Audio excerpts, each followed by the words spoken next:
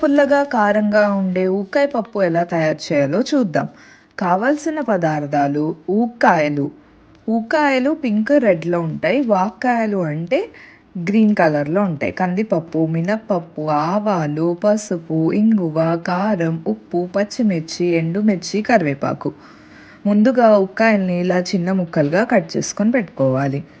ఇప్పుడు కందిపప్పుని 2 సార్లు శుభ్రంగా కడిగేసుకొని, ఒక అరగంట సేపు నానబెట్టి, తర్వాత కుక్కర్‌లో 3 విజిల్స్ వచ్చే వరకు ఉడికించుకోవాలి. ఇప్పుడు కడాయి పెట్టి నూనె వేసుకొని నూనె కాగిన తర్వాత మినప్పప్పు, ఎండుమిర్చి, ఆవాలు, ఇంగువ, కరివేపాకు, పచ్చిమిర్చి మరియు పసుపు వేసి ఉక్కాయ ముక్కల్ని కూడా వేసుకొని, కొద్దిగా నీళ్లు పోసుకొని, ఈ ముక్కలు మెత్తగా అయ్యేంత వరకు మగ్గించుకోవాలి.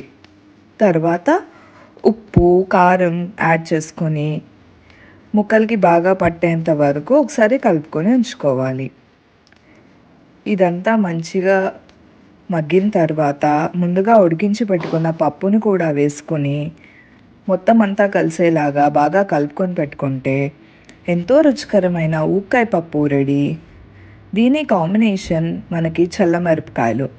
చల్లమిరపకాయలతో తింటే ఎంతో టేస్టీగా ఉంటుంది. అన్నంలోకి తినొచ్చు, చపాతీల్లో కూడా తినొచ్చు.